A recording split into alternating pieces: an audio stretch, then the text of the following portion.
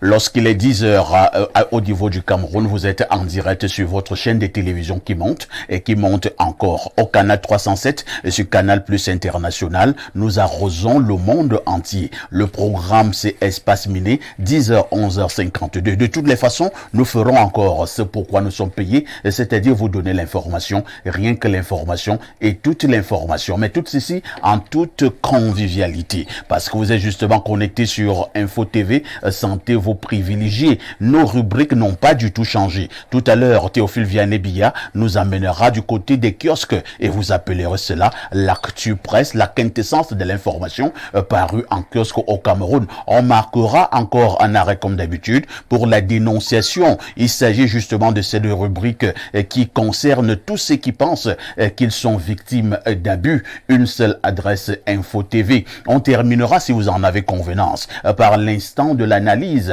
Et l'actualité oblige ce matin, nous marquerons un grand arrêt pour évoquer ce qu'il faut appeler au Cameroun l'affaire association des parents d'élèves et des enseignants, l'APEE. Que pensez-vous de ces frais exigés au niveau des établissements scolaires au moment où nous pensons très bien que l'ordre gouvernant à un moment donné avait décidé que cette APPE au niveau des frais n'était pas obligatoire. Que se passe-t-il avec l'APEE au niveau des établissements scolaires au Cameroun? C'est la problématique principale de ces échanges. Pour en parler justement ce matin avec autorité, ils seront hommes politiques, ils seront experts dans le domaine de l'éducation, ils seront consultants avec un seul objectif, rester neutre dans le cadre de ces analyses. Nous allons justement commencer par accueillir ces invités qui répondent déjà présents. Duval et Balé, bonjour.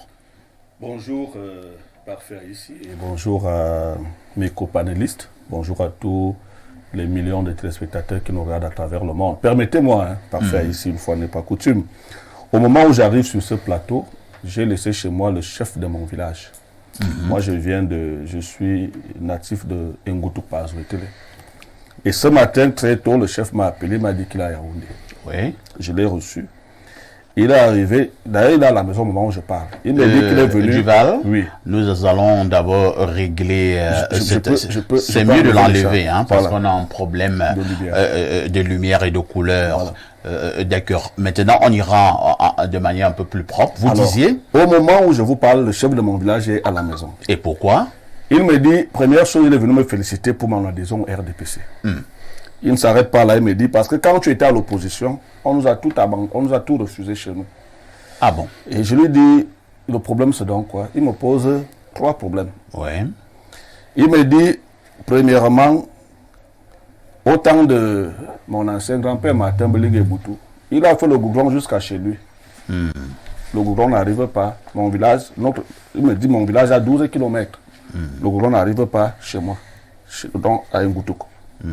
Maintenant, on est venu encore ajouter 5 km qui s'arrêtent juste devant à partir de là où notre village commence. Il me pose un autre problème qui est pour moi le plus grave. C'est qu'il y a quelques jours, une femme et un bébé est mort dans le centre de santé du village. Parce qu'il n'y a pas de lumière et la seule infirmière qu'elle est obligée d'utiliser la torche du téléphone pour faire accoucher la dame, elle n'a pas pu. Ça, c'était le deuxième problème. Et le troisième problème concerne justement ce dont nous parlons, l'école primaire. Et il me dit que l'école primaire de Ngoutouk n'a qu'un seul enseignant vacataire. Il n'y a même plus d'élèves et il n'y a rien du tout là-bas parce que les gens préfèrent aller là où il y a des enseignants. Et il me dit, comme tu es dans le RDPC, je suis venu te demander de porter cette nouvelle et à qui de droit pour que ces problèmes soient résolus. Alors, quand je parle de ça ce matin, c'est parce que... C'est vrai que le chef là t'a posé beaucoup de problèmes. Hein. Oui. Quand je vois ça ce matin, parce que je me suis rendu compte que les populations peuvent encore avoir espoir au parti au pouvoir. Mais peut-être qu'ils cherchent les bons interlocuteurs. Comment expliquer que le chef part de Zouétélé pour chercher un militant du RDPC, bien que ce soit de son village, mais qui se trouve à Yaoundé 4, à Yaoundé. Il a laissé le président de sous-section, il a laissé le président de section de Dialobo 2, il est venu à Yaoundé. Mais il sait quand même que je viens le voir comme il est dans le RDPC. Ça veut dire que le parti peut encore faire des choses, mais le parti peut-être a besoin de gens en qui les populations peuvent se dire que si nous partons pour le problème, à tel monsieur, il peut le transmettre. Alors, c'est peut-être un problème de crédibilité. Je ne sais pas. On pense que vous êtes encore crédible. Alors, permettez-moi de transmettre ces doléances au président de la section RDPC Dialogue 2, qui est le camarade Aristide Bomba, qui est maire. Voilà, pour lui dire, monsieur le président de la section, maire de Zouétele, voilà le problème du village Ngoutou. Le chef de village est dans ma maison au moment où je vous parle. Je l'ai laissé. Et ça veut dire ce que ça veut dire, vous allez saigner. Un chef de village qui se déplace, arrive à Yaoundé, et vous le laissez chez vous, ça veut dire ce que ça veut dire. De toutes les façons, c'est les responsabilités dans le parti qui ont commencé. Les belles Duval et Balé, merci d'être encore là ce matin pour déminer l'espace pour ceux qui ne le savent pas. Il est désormais membre du Rassemblement démocratique du peuple camerounais, le RDPC, le parti du président Paul Biya. Nous allons accueillir un autre invité ce matin. Il s'agit de Emmanuel Mpako. Emmanuel Mpako, bonjour. Bonjour, parfait ici. Merci de cette invitation que tu me fais de participer pour la première fois à Espace Miné. Ceux qui regardent Info TV ont l'habitude de me voir dans d'autres émissions, notamment Le Grand Soir. Je suis heureux d'être parmi vous ce matin et je pense que ma présence ici pourra permettre aux uns aux autres d'en savoir un peu plus sur la grosse question pour laquelle j'ai été certainement convié ici ce matin. Tu l'as présenté dans tout le jeu. Tout à fait. Nous allons nous appesantir un peu sur la question des APE. Je pense que je n'aurais pas pris cette permission d'absence de quelques heures à mon lieu de service inutilement, mais pour être davantage encore utile. C'est pour édifier les Camerounais. Voilà, d'être davantage encore utile à la nation et à tous mes concitoyens, que je voudrais comme ça saluer d'entrée de jeu et leur dire d'être scotché à l'écran et d'être toujours de fidèles téléspectateurs d'Info TV, qui est véritablement la chaîne qui pense la société camerounaise, africaine et mondiale. Merci. Je souligne justement que vous êtes vice-président de l'association des parents d'élèves et des enseignants. Votre expérience et certainement aussi votre expertise nous seront d'un précieux apport dans le cadre justement de ces échanges. Nous allons accueillir un autre invité ce matin. Il s'agit du jeune... c'est vrai que j'en promets avec votre nom. C'est Ngaska Nkasna. Nkasna Serge Dadi. Nkasna Serge Dadi. Ouais. Lorsque vous avez des noms trop compliqués, par moments c'est difficile pour que vous soyez nommé. Bon. Mais si vous appelez par exemple Parfait ici, ouais. Vous voyez que facilement on peut apposer un décret. Mais si vous avez un Nkasna. Bon, Serge Dadi alors. Mais Serge Dadi, ça fait trop européen. Européen, oui. Nkasna. Nkasna, c'est dans quelle localité du Cameroun? C'est au centre, plus précis. Oui. Au centre? Oui. Nkasna. Oui. Et Ondo, Eton? Eton. Ah, Nkana. Ah, en fait, c'est Nkana. Nkana. Nkana. Okola, Obala, Monte. Obala. Obese. Obese. Obese. D'accord. Je souligne que vous êtes jeune doctorant en didactique. Oui, oui, oui. Ça veut dire quoi? La didactique, c'est une filière universitaire qui s'occupe de l'enseignement-apprentissage. Mais elle se distingue de la pédagogie parce qu'elle s'articule beaucoup plus au niveau des contenus, des disciplines. Alors que la pédagogie a une vocation un peu plus théorique ou théorétique au niveau des principes. Elle se base au niveau des principes. Alors c'est une filière des sciences de l'éducation en général. Et à l'intérieur des sciences de l'éducation, nous avons plusieurs spécialités, parmi lesquelles la didactique des disciplines. Et moi, je suis spécialisé en didactique de philosophie. Didactique de philosophie. Oui.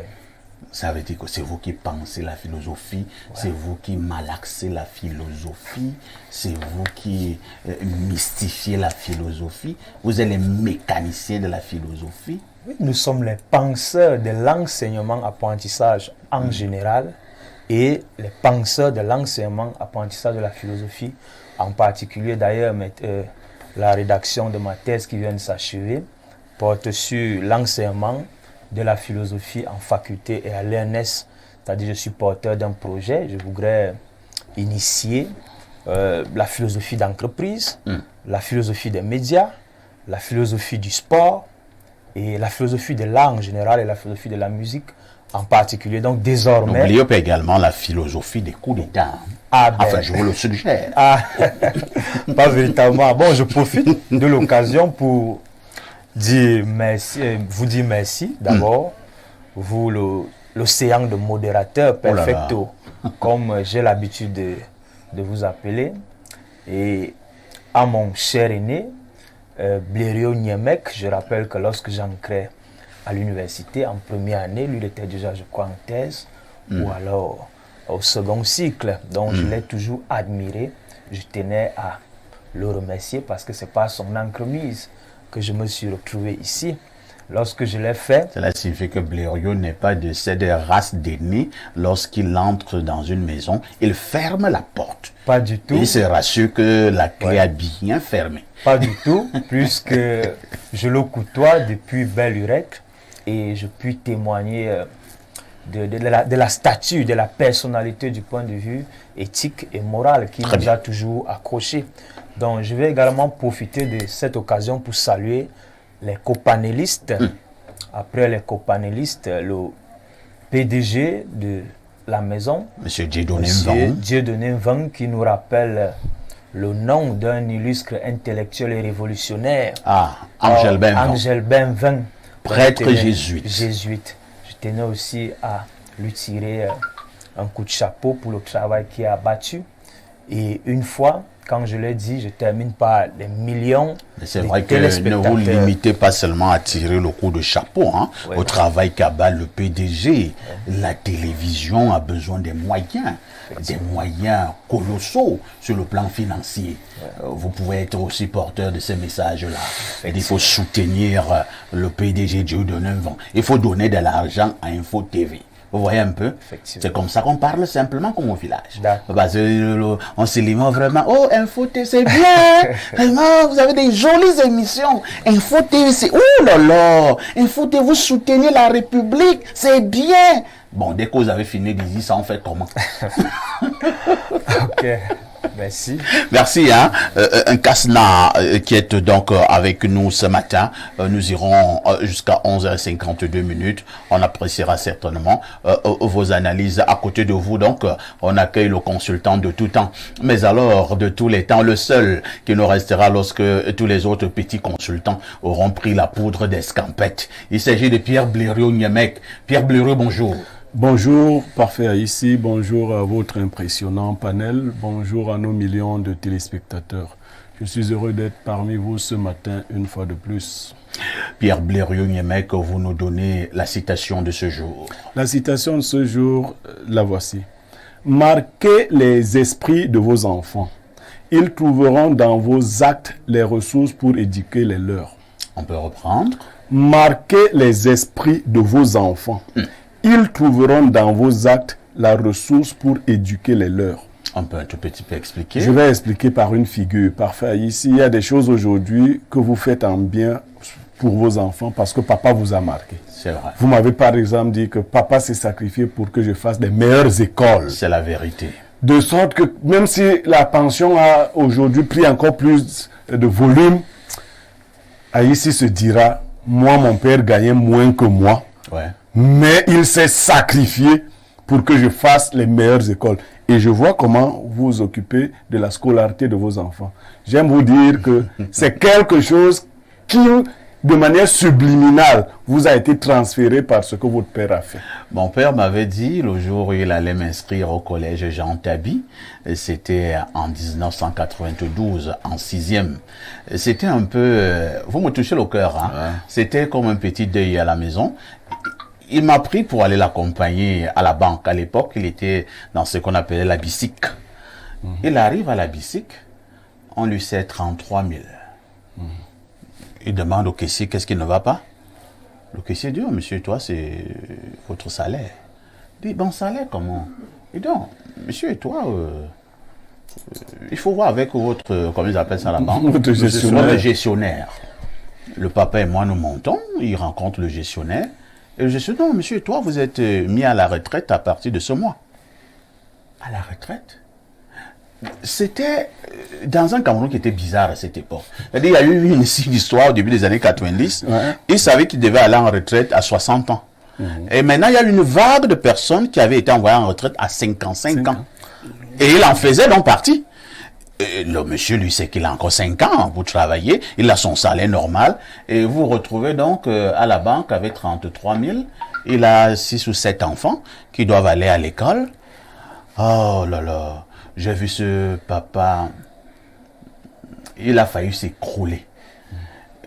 Bon, malgré tout ça, nous sommes allés au collège Jean Tabi. Et c'est vrai qu'il ne pouvait plus payer tout. Il a payé ce qu'il pouvait payer. Je l'ai vu les yeux larmoyants. Des 33 000. De 33 000. Il m'a dit, mon fils, si tu veux faire l'école, même s'il faudrait que j'aille, je vais le dire comme cela, sans caleçon, je vais me battre pour que tu ailles à l'école. Et moi, je lui ai dit, papa, je ferai l'école. Et je pense que pour l'instant, il est au village. Il a 85 ans. Il est justement en retraite depuis 1992. Wow. Il nous écoute certainement ce matin. Et je ne sais pas si je lui ai fait honneur. À vous d'en juger. Marquez dans les esprits de vos enfants. Ils trouveront dans vos actes la ressource pour éduquer les leurs. Merci beaucoup, excellente pensée pour ce début de programme. Nous allons méditer tout au long de ce week-end. Lorsque nous avons dit cela, nous marquons la toute première pause. Théophile Vianney-Billa, bonjour. El Perfecto, bonjour. Bonjour à votre riche et impressionnant panel ce matin. Bonjour particulier à un aîné qui est sur ce plateau, le Bel. Je rappelle que nous sommes du même arrondissement. C'est une affaire de Zoïtel, oui. Une affaire de fonds. Oui. En fait, dans cet arrondissement, il y a une tribu Boulou. Oui. Ce sont les Yembo. Même s'il faut quand même reconnaître que de manière générale, oui. ce sont les fonds qui sont majoritaires. Oui. Et quand on parle des fonds de Zoïtel, oui. Vous avez les gens comme l'ancien ministre Moka. Vous pensez seulement au ministre Est-ce que les ministres ne sont pas des citoyens? Pourquoi vous pensez que dans ce pays, on doit seulement mal parler des ministres? Mais c'est comme si être ministre maintenant au Cameroun, c'est une malédiction. Non. Moi, je ne comprends pas. Moi, j'ai des amis ministres. Ah, d'accord. Tout comme j'ai des amis pousseurs. Ok. J'ai des amis vendeurs de piments. Exactement. Et des vendeuses de piments. Bien sûr. Ainsi de suite. Voilà. Théophile Vianney-Billa. En parlant bien sûr de Zoé Télé, il y a un fidèle téléspectateur qui nous regarde tous les jours. C'est un de mes anciens professeurs de français au lycée lorsque j'étais en terminale. Il m'a tenu en terminale, c'est monsieur Jérôme Bala. Et aujourd'hui, il célèbre ses 5 ans de mariage. Wow. Donc c'est une belle célébration aujourd'hui. C'est une appellation, hein? Oui. Les noces de quoi? Noces de bois. Les noces de bois. Oui, les noces de bois. Donc, vraiment félicitations au couple Mbala qui nous regarde certainement à l'instant. Monsieur et madame Mbala, vraiment continuez dans cette lancée et beaucoup de santé, d'amour, de prospérité, d'argent dans votre foyer. Et TVB, El Perfecto. Que disent les journaux? Les journaux qui sont disponibles en kiosque ce matin présentent pas mal d'actualités. El Perfecto, nous ouvrons donc tout d'abord cette revue de presse avec le journal Info Matin qui présente la réponse de Congelcam suite à cette correspondance du ministre de la Santé publique qui a fuité sur les réseaux sociaux il y a quelques jours seulement. Inspection des chambres froides, la réponse de Congelcam au Minsanté. Que dit le PDG de Congelcam? Le journal Info Matin précise que dans une correspondance ce 30 août fuité sur les réseaux sociaux adressés à Manaouda Malachi, le PDG Sylvestre Ngouchingue fait remarquer au ministre de la Santé que la loi cadre sur la sécurité des aliments à laquelle il fait allusion ne s'applique pas au domaine d'activité de l'entreprise, notamment l'importation, la mise en vente et la consommation des poissons congelés. Elle ne donne non plus la compétence au ministère de la Santé de procéder au contrôle de la qualité du poisson mis sur le marché. En la matière, les interventions relèvent plutôt du ministère de l'élevage, des pêches et des industries animales. Voilà donc la réponse de Congelcam qui est à lire de la page 2 à la page 3 du journal Info Matin. Parlons rentrée scolaire avec le bi-hebdomadaire La Météo qui est en kiosque. Ce bi-hebdomadaire d'information, d'enquête, d'analyse et de reportage nous fait savoir que parlant de vente promotionnelle de fournitures, la date a été donc prorogée au 30 septembre 2023 selon le communiqué du délégué régional du ministère du Commerce du Centre, rendu public ce 31 août. Il s'agit d'une instruction du ministre du Commerce, Luc Magloire-Mbarga Tangana, approché des ménages, exprime une quasi-satisfaction.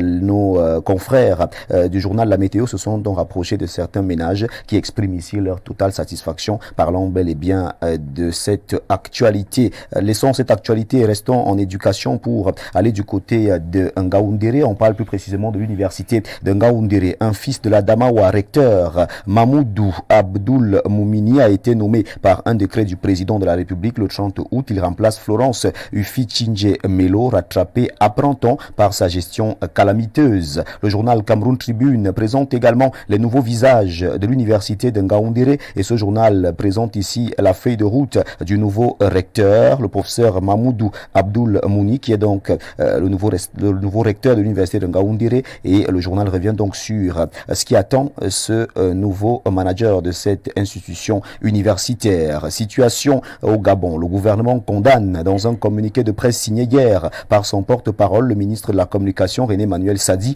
Le gouvernement a fustigé un changement anticonstitutionnel en cours qui viole les principes fondamentaux et les valeurs de la CEMAC et de l'Union africaine. Le jour d'Aman Mana parle également du coup d'État au Gabon et revient donc sur la vie du côté de la frontière avec le Cameroun. Reportage donc réalisé à Kiossi et à Bamingor dans la région du Sud. Le journal en parle ce matin de la page 2 à la page 3. Gabon, la chute d'une dynastie, c'est la une du journal Le Messager de Feu Pius Ndiawe qui est disponible en kiosque ce matin. Annoncé pour prêter serment lundi prochain, le général Brice Oligui Nguema vient mettre un terme à un règne sans partage des bongos au palais de la rénovation au bord de la mer. Émergence présente ici le profil du général Oligui Nguema. C'est en page 12 que le journal Émergence parle donc du Gabon et s'interroge qui est le général Oligui Nguema. On en parle ce matin en pièce 1 du journal Émergence. Et lorsque nous laissons cette actualité, on retrouve directement en kiosque l'œil du Sahel de Guibaï Gatama qui nous amène du côté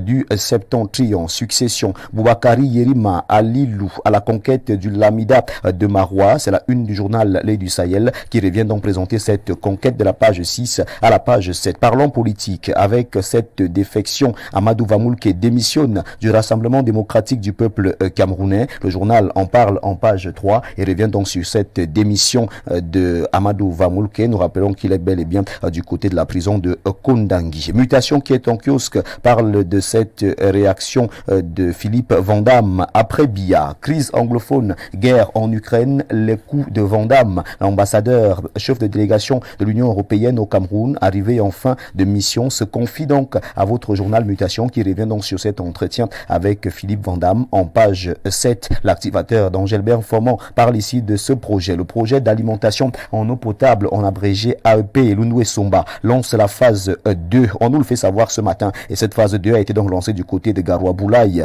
107 000 mètres cubes d'eau supplémentaires par jour attendus dans 9 villes du pays, à savoir Kribi, Bafoussam, Bamenda, Songlima, Garoua Boulaye, Tchang, Yabassi, Garoua et Maroua. La Lucarne parle également de cette même actualité et nous permet donc de refermer cette revue de presse ce matin. Le journal La Lucarne titre en grande une: Cameroun, approvisionnement en eau potable de 9 villes, Garoua Boulaye donne le temps. C'est ce que nous dit le journal La Lucarne qui revient également sur cette actualité et nous fait savoir que le ministre de la Santé, Manaouda Malachi, est bel et bien à Londres, en Angleterre, sous le haut patronage du chef de l'État Paul Biya. À l'invitation de The Phoenix Partnership, les spécialistes de santé numérique, il est question ici pour le patron de la santé publique au Cameroun d'aller toucher du doigt les contours du développement du dossier électronique qui pourra aider le Cameroun. Mesdames, Messieurs, c'est avec le journal La Lucarne que nous refermons dans cette revue de presse acte 1 sur Info TV. Je vais dire acte 2 parce que l'acte 1 a bel et bien lieu à 6h45 minutes.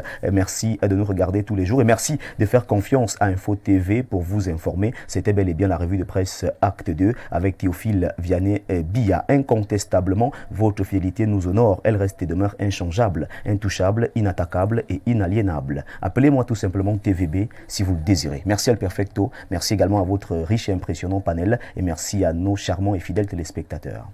Moi, j'ai le désir, je vous appelle très bien TVB. Merci. TVB, vous ne partez naturellement pas. Vous nous donnez tout d'abord le fait saillant de l'actualité qui retiendra notre attention ce soir au 19h et au 20h. Au 19h et au 20h ce soir, nous parlons de ce dernier virage. Vous savez que la rentrée scolaire a lieu le 4 septembre prochain et donc on s'intéresse actuellement aux derniers réglages, non seulement dans les familles, mais également l'ambiance qui règne dans les marchés à quelques jours seulement de la rentrée scolaire. Nos équipes sont donc déjà sur le terrain pour toucher du doigt tous ces secteurs. Dans les écoles, nos équipes sont sur les lieux. Dans les ménages, nos équipes essayent de voir comment est-ce que les familles s'activent. Dans les gares routières. Oui, dans les gares routières, parce que c'est le point saillant de ce 20h. On va également voir comment est-ce que les agences de voyage gèrent le flux qui est assez élevé. Il faut également marteler que le ministre des Transports, Ernest Massenangale-Bibé, a lancé une vaste opération de sensibilisation au niveau justement de nos routes concernant cette rentrée scolaire. De ce côté, au ministère des Transports, on voudrait une rentrée scolaire sans accident de la circulation. Bien évidemment, bien évidemment. On va également revenir sur toutes les dispositions prises par le gouvernement afin que l'année scolaire qui va démarrer soit une année sereine, soit une année réussie, notamment sur le plan sécuritaire, mais également sur le plan du transport. TVB, El Perfecto. Tout en vous souhaitant un excellent week-end, je vous donne un rendez-vous lundi 10h. À lundi 10h, bon week-end à vous également, bon week-end à vos téléspectateurs, mais je ne souhaite pas bon week-end aux agents de la police municipale. Surtout ceux de la brigade des motos. Merci beaucoup. Le message est passé. On finira par arranger cette affaire entre vous et la police municipale au Cameroun. Lorsque TVB nous livrait la quintessence de l'information parue au Cameroun tout à l'heure, il y a plusieurs actualités qui ont retenu mon attention. D'abord, le journal du très grand frère Dieudonné Van, Info Matin, quotidien, qui revient sur ce qu'il faut désormais appeler au Cameroun affaire Congel-Cam. Vous vous rappelez très bien que le ministre de la Santé publique, le docteur Malachi Manaouda, a servi une correspondance à Congel-Cam il y a quelques jours, estimant que Congel-Cam fait montre de défiance à l'ordre gouvernant. Congel-Cam, hier, a également répondu de manière sèche au ministre de la Santé publique. On a la nette impression que c'est une réplique dure à l'endroit de Manaouda Malachi. Nous y reviendrons de manière profonde après-demain, c'est-à-dire au grand débat de dimanche sur Info TV, libre expression, pour savoir ce qui ne va pas du côté de Congel-Cam, ce qui ne va pas entre le MinSanté et Congel-Cam. Il faut également dire que Cameroun Tribune nous rappelle ce matin par rapport à ce qui se passe du côté du Gabon, que le gouvernement du Cameroun condamne donc ce qui s'est passé. Le gouvernement camerounais appelle au retour de l'ordre constitutionnel. Il faut aussi dire que la météo, toujours de Dieudonné Van, nous dit ce matin que le professeur Mamoudou Abdoul est le nouveau recteur de l'université de Ngaoundéré. À ce niveau quand même, je vais passer la parole à Nkasna, Serge Nkasna. Vous savez pas pourquoi je ris un peu, parce que avant que ces nominations n'interviennent au niveau des universités, depuis quelques années, on a vu certains ressortissants du Grand Nord qui sont montés au créneau en disant que pratiquement au niveau de toutes les universités, toutes les régions sont représentées. C'est-à-dire, il y a un fils de chaque région qui est recteur dans une université au Cameroun, sauf la Damawa. Maintenant, les dernières nominations du président de la République, on a donc un fils de la Damawa, et il s'agit du professeur Mamadou Abdoul, qui est donc le nouveau recteur de l'université de Ngaoundéré. Et depuis, la Damawa est muette, la région, même pas un petit remerciement pour dire que non, les cris ont été entendus. Est-ce que c'est sérieux? Alors, Perfecto, cette actualité nous permet de comprendre le président de la République dans son intelligence gouvernementale. Parce que nous sommes là dans ce que nous appelons l'équilibre régional. Et nous constatons donc que le président est toujours à l'écoute de ses citoyens, puisque lorsque les uns les autres avaient manifesté, faisant état de ce que les fils de l'extrême nord étaient abandonnés à leur sort, voilà donc une note, voilà une... Les fils de la Damawa. Oui, voilà une nomination du président de la République qui confirme que ce dernier est vraiment à l'écoute et nous ne pouvons que condamner ceux-là qui demandaient à ce que cet équilibre doit respecter et qui aujourd'hui ne veulent pas agresser en mode félicitation ou de remerciement. On avait même vu l'œil du Sahel, du grand frère Guiba Gatama monter au créneau pour revendiquer cette nomination. Grand frère, il faut aussi revenir et dire merci. Ouais. Je reste donc avec l'œil du Sahel et qui nous informe également ce matin du Val que votre ancien camarade, l'ancien DG de la CRTV, Amadou Vamoulke, vient de démissionner du RDPC. Il faut dire que Amadou Vamoulke est incarcéré depuis quelques années du côté de la prison centrale de Kondengui. On parle de détournement de deniers publics. Alors, vous venez de perdre un grand soldat du Val. Je crois que, il est vrai, je viens de prendre ma carte d'adhésion, mais si je ne me trompe pas, pour démissionner du RDPC, il faut bien que le président national prenne acte. Peut-être que Amadou Vamoulke a rédigé. Maintenant, il doit attendre que l'on prenne acte de sa démission. On peut refuser la démission de quelqu'un. Donc, le président peut refuser le président peut refuser la démission comme ça. Je crois ici. Je dis, tu dis que je quitte les gens si on dit que je peux me tromper. Si je peux me tromper. Monsieur, il a démissionné. Monsieur Québec, il y a des démissions qu'on peut refuser. Oui, mais je pars. Il est parti. Il y a des démissions qu'on peut refuser. Bon, mais maintenant, dans le cadre de monsieur Amadou Vamoulke, qui est en prison. Oui. Et qui se rend subitement compte qu'il était en prison, il fait toujours militant du RDPC et qu'il doit démissionner. On se pose bien la question. Parce que je ne sais pas si ça fait partie de ces stratégies de recherche de sa liberté. C'est-à-dire, peut-être qu'il a compris que en quittant du RDPC, il bénéficierait peut-être d'un autre statut en prison. Peut-être qu'il sera un prisonnier politique de l'opposition. Parce que nous attendons, il n'est pas du RDPC, mais on attend bien évidemment sa chute. Où est-ce qu'il va chuter? Peut-être qu'il sera militant du MS dans les jours qui viennent pour bénéficier de l'encadrement et des revendications des prisonniers qui sont du MS et qui se retrouvent, n'est-ce pas, dans cette prison. Sinon, je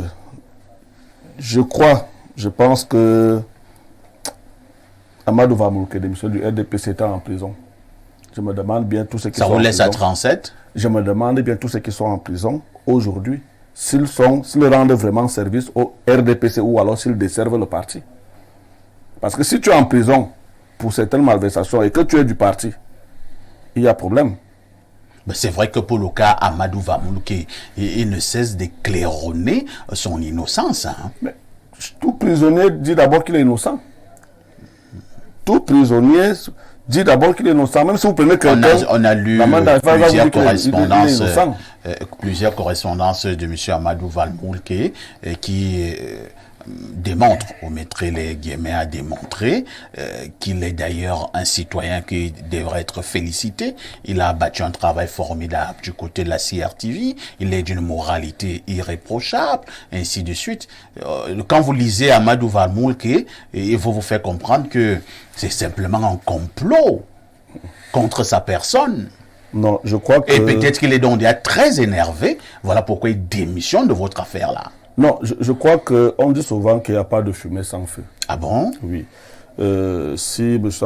Amadou Vamoulke se trouve où il est aujourd'hui, ça veut dire qu'il y a quand même quelque chose qui l'a amené à être là-bas. On ne peut pas venir prendre un citoyen comme votre consultant, on le prend, on le met en prison. Pour que vous vous retrouviez là-bas, il y a quelque chose qui a dû se passer. Maintenant, il peut arriver, ce que j'ai toujours d'ailleurs remarqué, dans la gestion des administrations. Oui, et vous chuterez par là. Par là, oui. Il y a des actes qui peuvent reposer sur le responsable, mais peut-être qui ont été posés par des gens qui sont tout autour de ce responsable. Et à ce niveau, je crois qu'il y a un véritable problème il faut qu'on essaie de revoir cette situation-là. Parce que vous pouvez être ministre, vous partez en prison parce qu'il y a un acte qui a été posé par votre DAF, je ne sais pas quoi, et vous avez peut-être signé un document au passage, et vous vous retrouvez en prison. j'avais eu des situations avec l'ancienne secrétaire d'État qui est décédée, Mme Catherine Abena, qui avait été envoyée en prison pour des actes qu'elle n'a jamais reconnus, mais qui ont été posés par ses collaborateurs et qu'elle devait assumer.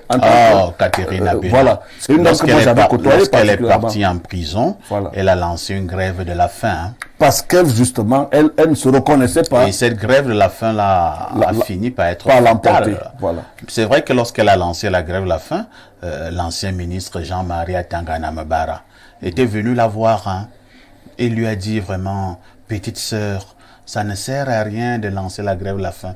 Il faut manger parce que tu auras besoin de ces ressources ici en prison. Catherine Abena n'a pas suivi. Paix à son âme. Je vais passer la parole à Pierre Blériot. Pierre Blériot, quelqu'un risque de dire que à quoi sert la colère d'un moustique à côté de celle d'un éléphant. Amadou Vamouke qui démissionne donc du RDPC étant en prison. Est-ce que ça fait chaud ou froid RDPC?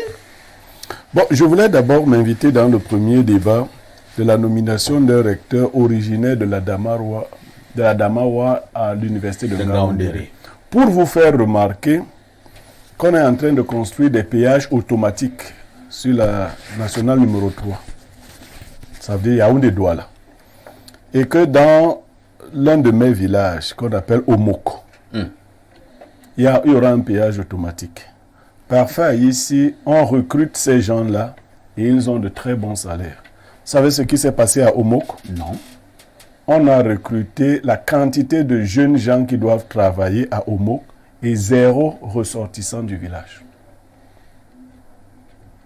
Je dis souvent au Bassak, vous voyez, les gens demandent tout un recteur. Même les gens qui doivent se tenir sous la pluie pour prendre les tickets. Je ne comprends pas. Je dis, à Omok, on est allé. Non, est-ce que c'est éthique? Vous parlez de quelle région? Est-ce que ça sonne bien? Vous qui irez travailler dans le village déjà. J'aime vous dire que ça se faisait sur le concours, les petites dictées. Donc il y a personne. À Omok, les enfants ne vont pas à l'école. Malheureusement, l'une des premières même dans le concours qu'on a fait était ressortissante d'Omok, mais son nom a été mis de côté.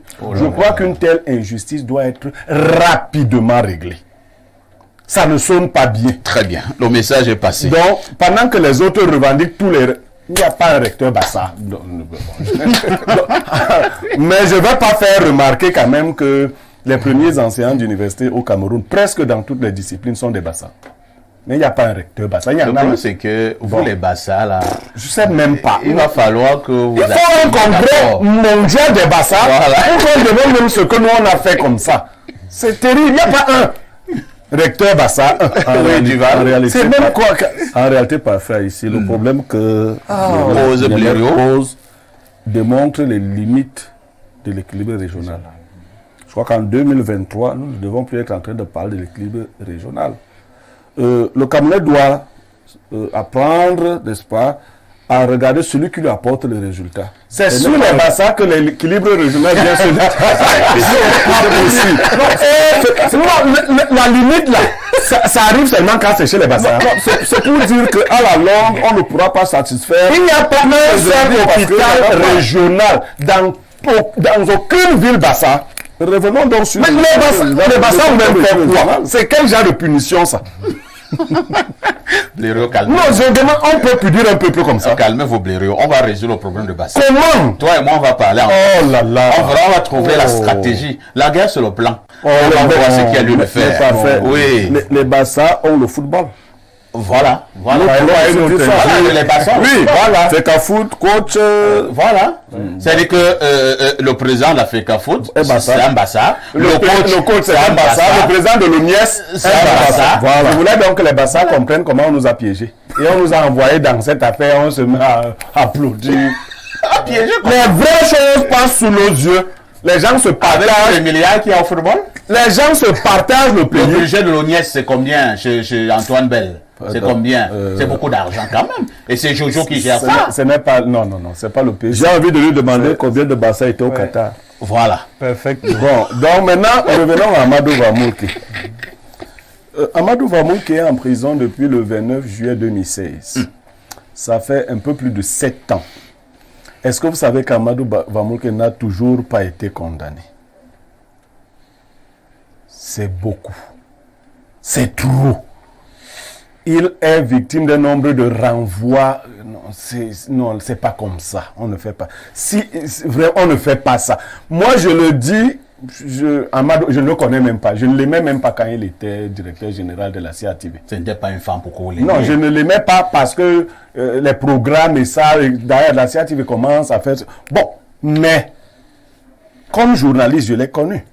Quand il travaillait à Sopeka. On m'a souvent dit que c'était un brillant Une journaliste. excellente plume. Mais j'aime vous dire qu'Amadou Vamoul a des histoires autour du 6 avril 84 aussi. Ça, on reviendra sur ça. Amadou Vamoul a écrit une longue lettre. Et je crois que les gens ont tout fait pour que le président ne lise pas cette lettre. Je vous donne la substance de la lettre. Amadou Vamoul dit que si vous marchez avec les anthropophages, donc ceux qui mangeaient les hommes, si vous refusez de manger la chair humaine, ils vont vous faire la peau. Voilà ce qu'il dit. Comment on peut faire ça? Ça donne l'impression que la justice ne suit pas un cours normal. Cette année, on renvoie. Je l'ai vu dernièrement à Kondengui. Il était physiquement diminué. J'étais rendre visite à quelqu'un au moment où je sortais, il revenait de l'hôpital. Il est régulièrement malade. Il revenait de l'hôpital. J'ai encore vu la vanité de ce monde.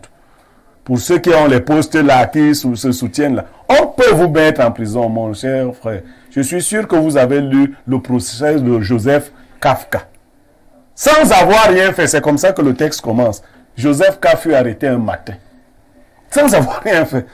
On peut vous mettre en prison. Je ne dis pas que c'est son cas. Mais quand on veut mettre, qu'on en finisse et qu'il sache que j'en ai pour tel. Maintenant, est-ce que ça fait honneur au RDPC? Normalement, si le RDPC fonctionnait bien, il devait démissionner tous les indélicats. On se comprend? Parfois, ici, vous êtes dans cette chaîne comme le manager, on attrape quelqu'un qui il est convaincu de vol, vous le licenciez immédiatement. C'est-à-dire, il ne fait plus partie de vos effectifs. Alors, un cadre que le parti arrête, que le chef de parti arrête pour vol, vous le conservez pourquoi? Ils doivent être radiés. Ces actes doivent aller de pair pour laver l'honneur du RDPC. Donc, le RDPC ne doit pas conserver en son sein parce que même Edouard est sorti. Edouard est venu nous dire que, bon, maintenant, il n'a jamais été exclu du RDPC, ceci, cela, ce qui n'est pas vrai. Il avait même aussi dit que lui, il n'est pas l'épervier. L'épervier vole bas. Lui, il est le sphinx. Lui, il est le sphinx. Il vole autour de la lune. La lune. Donc, mais après, il s'est tué. Oui. Non, Edouard s'est tué, non. Edouard ne parle plus. Bon, c'est vrai qu'on a dit que... On sait comment ça fonctionne. Edouard, quand il allait en prison, moi, j'étais relativement jeune. Mais Edouard avait annoncé la création... En 1997. Il avait annoncé la création de son parti politique qui devait l'accompagner à l'élection présidentielle dont il devait être candidat. Il ne devait pas être le candidat du RDPC. Soyons quand même cohérents. Nos aînés, nos pères, quand vous faites vos choses-là, essayez d'être cohérents. Donc, condamné Amadou Vamoul, je chute en disant que notre grand frère, confrère, Guibaï Gatama, vous voyez bien que lui ne s'amuse pas, il défend sa communauté. Hein?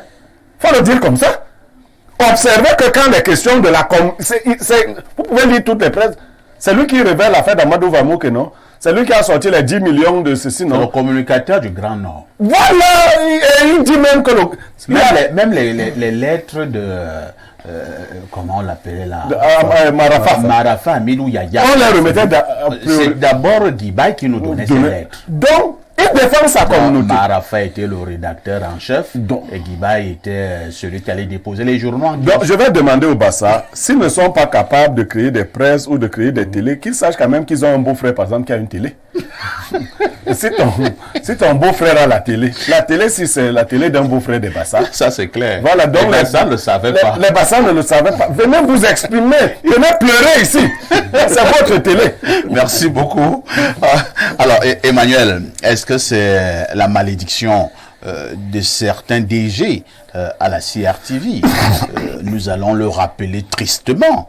Nous avons aussi connu un célèbre DG à la CRTV, le professeur Gervais Mendoze, qui a également été incarcéré et qui a même trouvé la mort du côté de la prison centrale de Kondangui. Il a longtemps déjà été enterré.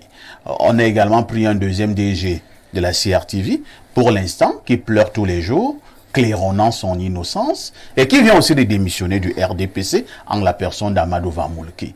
Y a-t-il un problème de DG de la CRTV et la prison? Parfait. Ici, vu ainsi, je pense que le DG actuel devrait pouvoir commencer à s'inquiéter. Non, moi je n'ai pas parlé du DG actuel. Non, je continue dans la même pensée pour dire, vu ainsi, devrait pouvoir commencer à s'inquiéter. Parce que ses prédécesseurs ont été également de hauts commis d'État, ils ont bien servi la nation, ils ont occupé sur le même poste que lui, pour ne pas parler de beaucoup d'autres postes qu'ils ont occupés.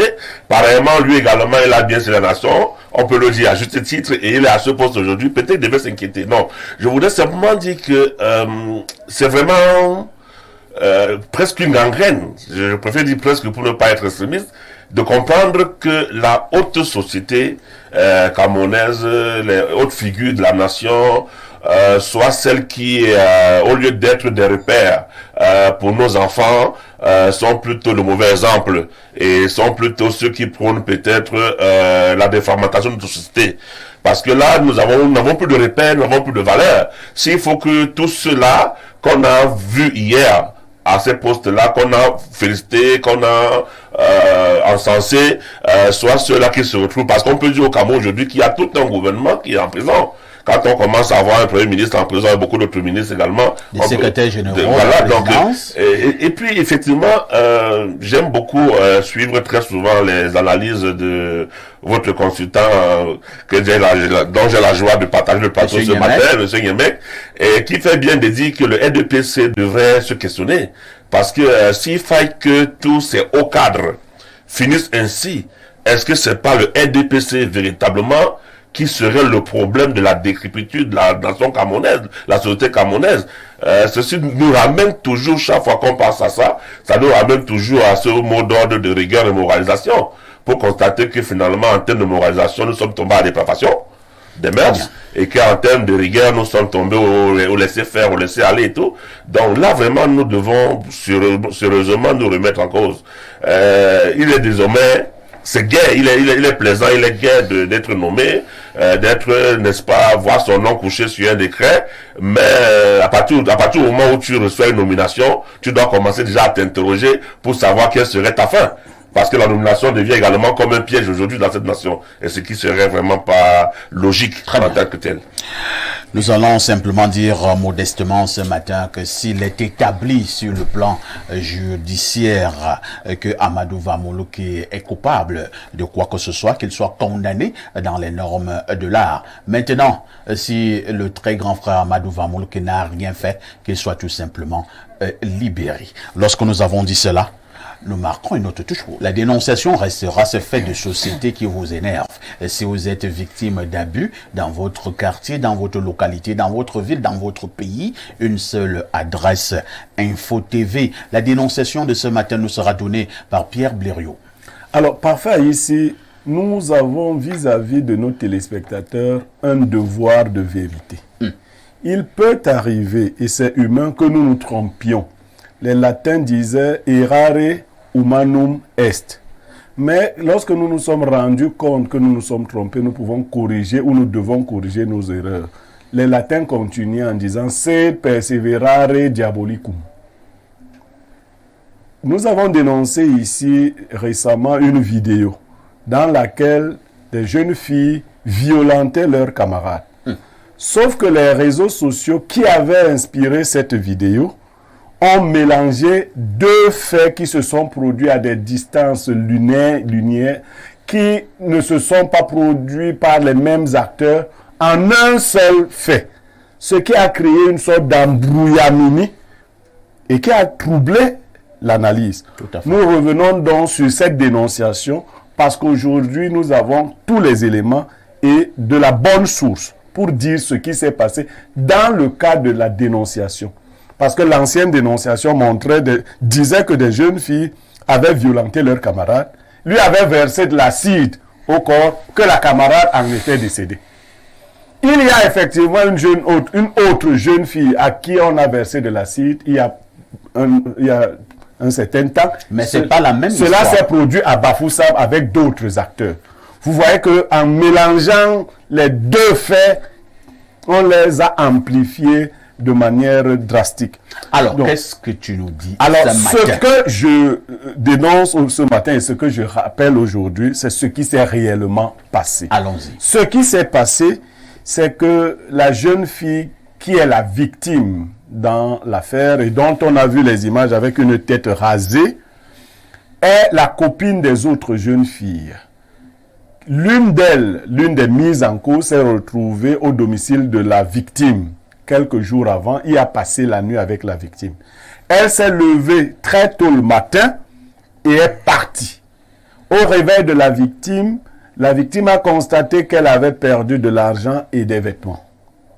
Elle a appelé sa copine pour lui dire, comment tu es partie si tôt et où sont mes vêtements, où est mon argent? La copine n'a pas daigné revenir lui remettre ses biens-là. La victime a donc publié la photo de sa copine sur les réseaux sociaux en mettant l'inscription voleuse. Ce qui a choqué la mise en cause. La mise en cause a ourdi un plan avec d'autres copines pour corriger la plaignante qui est victime donc. Et pour parvenir à leur fin, elles ont utilisé une autre copine plus proche de la victime pour appâter la victime qui lui a donné rendez-vous quelque part. Et lorsqu'elles s'y sont retrouvées, la mise en cause avec deux autres copines se sont saisies de la victime et lui ont administré le traitement qu'on voit, l'ont fouetté, lui ont rasé les cheveux, Non déshabillé. l'ont déshabillé. Elles sont restées ensemble après cela et elles-mêmes ont publié les images de ce qu'elles lui ont fait en dessous de la première publication, comme pour dire, tu avais dit que je suis voleuse, voici ce qu'on vient de te faire. Les jeunes appellent ça de nos jours le retour. Malheureusement pour elles, ces images qui avaient commencé à circuler ont rencontré le montage de vieilles autres images d'une fille sur qui on avait versé de l'acide. Les premières publications ont donc dit que, après l'avoir bastonnée, elles lui ont versé de l'acide et que cette dernière est décédée. J'ai pu sur image hier voir toutes ces filles, la victime et les mises en cause. Donc ces deux histoires, on voulait les séparer pour maintenant analyser le fait qui se produit à Douala Mambanda parce qu'actuellement, hier elles ont été entendues, auditionnées au bureau du procureur de Douala Bonaberi. Mais avant, elles ont été à la brigade de Mambanda. Elles ont été hier reçues par le procureur de Douala Bonaberi. Il est question donc maintenant que nous analysions cette chose afin de donner des conseils à nos jeunes gens et instruire notre société. Merci. Je commence par un Casna, Serge. Voilà donc une affaire qui met en exergue certains jeunes et surtout certaines jeunes, des affaires qui ne font pas honneur à la jeunesse camerounaise. Nous avons tous vu des images au niveau des réseaux sociaux, des images presque insoutenables, une violence inouïe. Maintenant, Blériot fait bien de rétablir la vérité ce matin. Il s'agit de deux affaires différentes. Parce qu'à un moment donné, on avait cru que c'était la même affaire. Je vous passe la parole. Alors, perfecto, le degré de décrépitude morale auquel nous assistons tous ces derniers temps est dû à un fait, à mon sens. Ce qui arrive le plus souvent, c'est que nous partons prendre les problèmes au niveau des conséquences, mais nous ne parvenons pas à déceler l'origine, l'étiologie même du problème. Alors, ce qui se passe avec nos jeunes actuellement, c'est un problème d'ordre sociétal. Notre société est dans un état de mal-être au départ. Parce que je fais partie de ceux qui pensent que lorsqu'un enfant naît, il ou elle est neutre. Vous avez un petit bébé qui vient de naître aujourd'hui, il ne connaît pas ce qu'on appelle les réseaux sociaux, il ne sait pas tout ce qui se passe dans notre monde dialectique. C'est au fur et à mesure que cet enfant intègre notre milieu qu'il se fait éduquer par notre société. Alors, lorsque vous avez des actes d'une telle atrocité, ce que moi je comprends par là, c'est tout simplement qu'il faut revenir à l'éducation de base. Éducation de base d'abord au sein de nos familles, parce que la famille est la cellule de base de la société. Vous avez un style de parents, je ne sais pas, c'est l'aîné Blériot qui en parle souvent. Est-ce que les parents eux-mêmes sont souvent suffisamment éduqués pour prendre en main l'éducation de leurs enfants? Vous avez dans nos familles des parents qui chouchoutent leurs enfants, des parents qui n'enseignent pas à leurs enfants des valeurs. Lorsque 2 filles, jeunes filles ou 3 en viennent aux mains jusqu'à ôter la vie à l'une d'entre elles, est-ce que vous ne voyez pas là? Vous restez encore perdu là, Serge. Oui. Vous continuez à faire l'erreur des réseaux sociaux. On vous fait comprendre que au niveau de la vidéo où vous voyez 3 ou 4 jeunes filles tabasser leur copine, la fille en question n'a jamais reçu de l'acide sur son corps et la fille en question n'est pas décédée. Ok. Maintenant, c'est une autre affaire qui s'est produite à Bafoussam, où une fille a donc reçu justement ces produits sur le corps et nous l'avons vu coucher pratiquement déjà dans un hôpital, presque morte. Mais elle non plus n'est pas décédée. Elle non plus n'est pas décédée. Vous voyez un peu? Parce que vous me voulez encore tomber dans un piège. D'accord. Le piège des réseaux sociaux. Oui. Le problème, c'est que si dans ce cas, la jeune personne est décédée, de toutes les façons, nous avons... On dira comme l'ancien ministre d'État, hein, Augustin Concho-Komoni, et il y a eu 0 mort. Oui. Dans d'autres cas inconnus ou méconnus, on retrouvera des pertes en vie humaines. Alors, très bien. Ensuite, au niveau des généralités, donc je dis que nous devons revenir à l'éducation de base.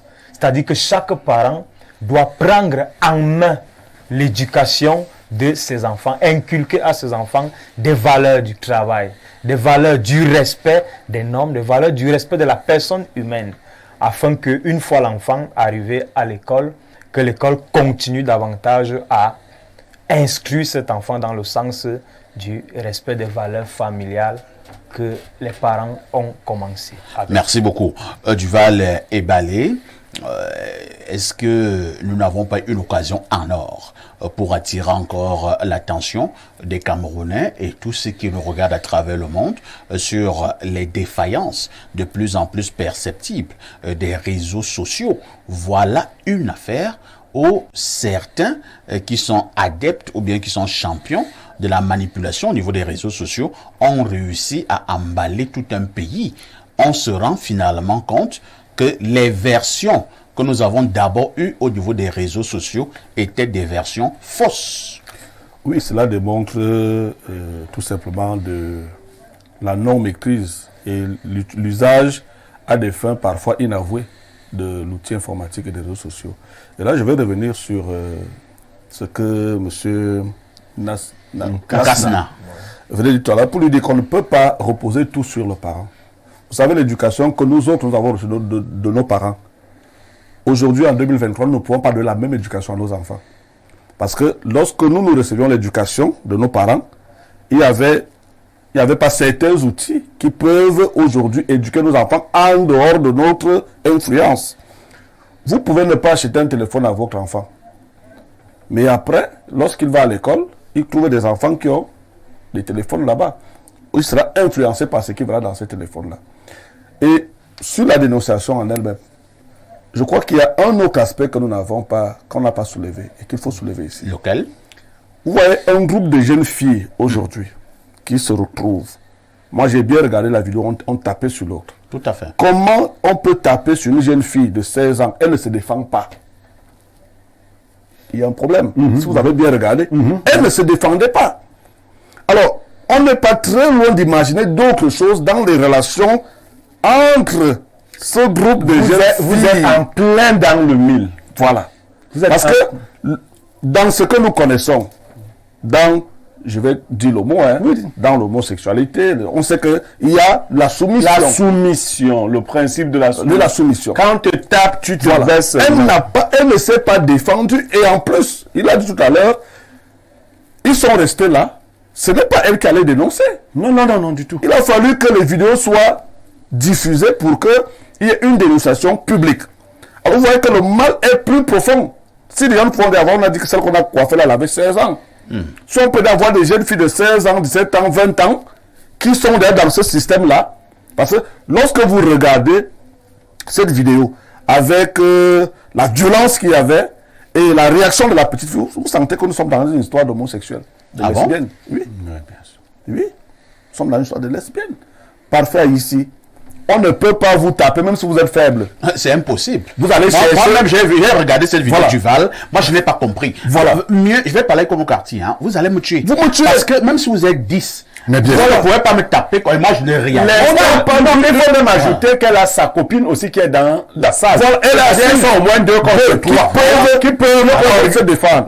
Mais moi, j'ai senti que voici un groupe de jeunes lesbiennes qui sont dans leur modèle. Dans leur monde. Voilà, et elle doit être soumise. Peut-être que c'est son mari qui tapait sur elle. En aucun moment, cet enfant de 16 ans n'a fait un geste pour vouloir se défendre. Donc, je crois qu'à ce niveau, la société, nous avons une plus large responsabilité à ce moment.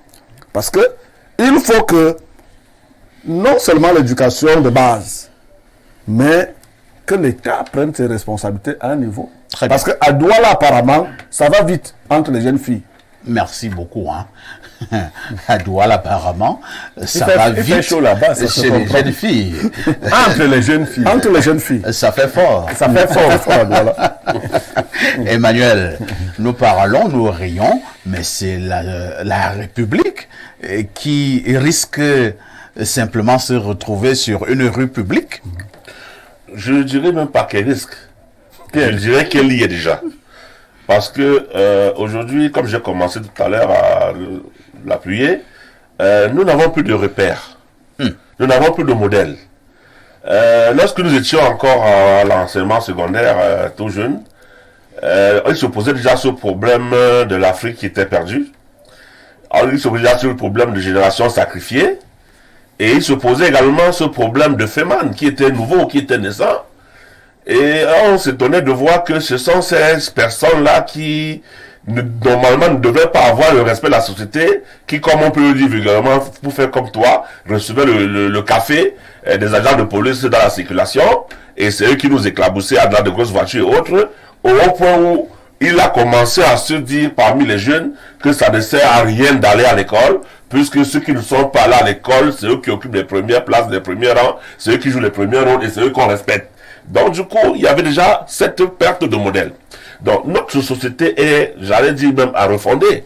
Il faut totalement la refaire. J'apprécie l'intervention de Serge Dadi qui demande de reprendre l'éducation de base. Et je voudrais me joindre à lui pour dire, contrairement à ce que le Bel et Barré a dit, qu'on ne peut pas tout reposer aux parents, les parents doivent être les premiers responsables en toute chose.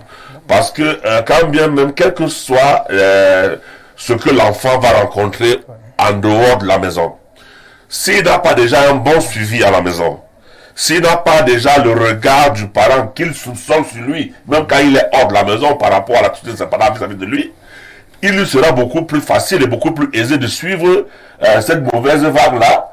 Or, quand il sait que le parent veille sur lui et que le parent a un regard, il sent le regard du parent même quand il n'est pas à la maison. Et du coup, ça peut le retenir plus ou moins. Donc, les enfants qui sont encore, on va dire, sous la poigne de leurs parents, ne vont pas aussi vite que les autres dans toutes ces dépravations. D'où l'intérêt que les parents reviennent à leur responsabilité sur l'éducation de leurs enfants. Beaucoup ont démissionné, il faut le dire comme ça, entre guillemets, sur le fait de ce que nous cherchons tous la pitance, et qu'on sort tôt le matin, on rentre tard le soir, il n'y en a même pas le temps de voir ces enfants qui se couchent avant nous, et nous nous réveillons quand ils sont encore couchés. À ce moment-là, on voit peut-être son enfant, peut-être une ou deux fois seulement dans la semaine. Ce que je veux dire, oui, Duval, rapidement, hein, quand votre enfant sort de la maison, vous ne pouvez pas le contrôler. ces images dont on parle tout à l'heure, est-ce que les parents de cette jeune fille n'ont pas été au courant de la bastonnade de leur enfant avant les réseaux sociaux? Il a fallu que cela soit publié pour que, je suis sûr, même les parents se rendent compte de ce qui s'est passé sur leur fille dehors. Ça veut dire que l'éducation aujourd'hui est très influencée par ce qui se passe à l'extérieur. Les parents, on essaie de faire, mais nous ne pouvons plus garantir, comme nos parents pouvaient avoir des garanties sur nous quand nous grandissions à l'époque. Moi, je suis pasteur. Peut-être que Tout à fait. je n'ai pas été présenté peut-être comme ça, je suis révérend pasteur. Et même jusqu'à l'église. Et il nous arrive de blâmer le vestimentaire des fidèles. Donc, pour dire que lorsqu'un enfant sort de la maison avec une certaine tenue légère, pour ne pas dire DVD, et que le parent voit et qu'il ne fait rien. Révérend pasteur, il peut vous relancer sans vouloir être l'avocat de ses parents. Les filles, maintenant, je parle beaucoup plus des filles. Elle sort de la maison étant habillée de manière décente, mais dans son sac, elle a des habits des prostituées. C'est lorsqu'elle arrive dehors, elle entre dans un endroit et elle se change. Toi, le parent, si on te remontre ta fille, tu peux tomber. Perfecto, perfecto. Une minute. Oui. Je voulais dire que quand il faut établir l'échelle des responsabilités, il faut commencer par le parent. Parce que le plus souvent, c'est que lorsque nous prenons position face à ces cas, nous jetons directement l'anathème sur des enfants. Je vous dis que les enfants sont victimes d'un système. Un système à l'intérieur duquel on inclut les parents, à l'intérieur duquel on inclut la société elle-même et à l'intérieur duquel l'État intervient en dernière position. Très bien. Pour réguler. Et là, ça touche déjà le problème de l'intelligence artificielle. Et c'est à ce moment qu'on peut proposer des solutions pour qu'on n'ait plus à vivre certaines dérives au niveau des réseaux sociaux où l'État aura donc à prendre certaines mesures. Par exemple, décider de ne plus autoriser dans certains pays, ça se fait. Il y a des contenus qu'on ne peut pas diffuser dans les réseaux sociaux. Pierre Blériot-Niamec, entre responsabilité parentale et maintenant l'influence de la société et toutes les autres influences au niveau des nouvelles technologies de l'information et de la communication, que faut-il comprendre, que faut-il agir? Le cas Douala. Le cas Douala, M. Ebalé a souligné un aspect, celui des pratiques LGBT et autres. Mais il y a aussi qu'il faut voir derrière ces enfants des promoteurs et ceux qui tirent les ficelles. Ces enfants ne se mettent pas entre eux comme ça. C'est qu'il y a des gens aujourd'hui qui sont des encadreurs et des promoteurs de sexe dépravé. Des proxénètes. Des proxénètes. Et ces enfants sont utilisés, non seulement entre elles pour des exercices, mais encore on les livre à des gens, à des personnalités pour satisfaire la libido débridée.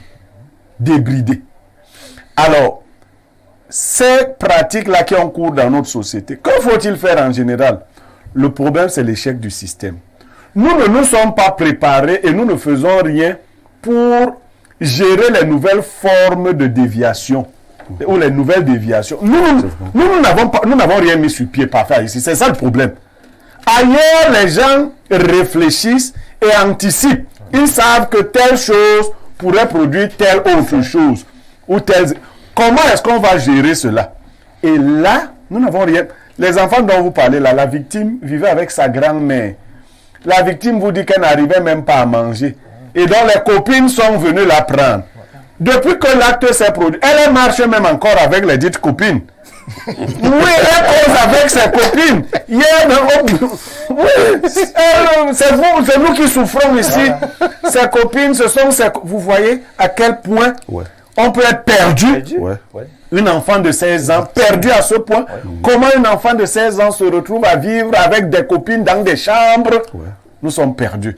Donc la société, les parents ont démissionné, certains volontairement, d'autres dépassés par les événements. Vous savez, même dans la race animale, les animaux purs, lorsque la famine s'installe, vous verrez que les parents fuient souvent. Oui, les parents fuient. Ils abandonnent les enfants parce que, par exemple, chez les mammifères, comme le mammifère suce le lait de la maman, quand la maman a trop faim et qu'elle ne peut plus produire du lait, qu'est-ce qu'elle fait? Parfait. Elle fuit. Parce que ses enfants vont la tuer si elle ne fuit pas. Et ils vont sucer le peu qui reste, vont tirer Jusqu'à ce que mort s'ensuive. jusqu'à ce que mort s'ensuive. Donc, la pauvreté ambiante, qui ne justifie pas la dépravation des mœurs, et le manque d'organisation systémique font que... Pourquoi on signale davantage à Douala? Vous savez, Douala, les gars, ils sont là-bas. Quand vous arrivez à Douala, parfait, les gars vous disent que même vos autorités de Yaoundé, là, eux, ils ne connaissent personne. Hein. Douala, ils croient qu'ils sont dans leur monde. Hein. Ouais. Les motos, les bandits, les gens qui sont au port, les prostituées. Tout va vite là-bas, avec le soleil qui frappe sur les têtes et tout. Donc, c'est pas évident. Même à Yaoundé, ça existe déjà. Et dans nos villages, des gens qui font... Même dans nos villages. Le proxénétisme. Donc, c'est des enfants.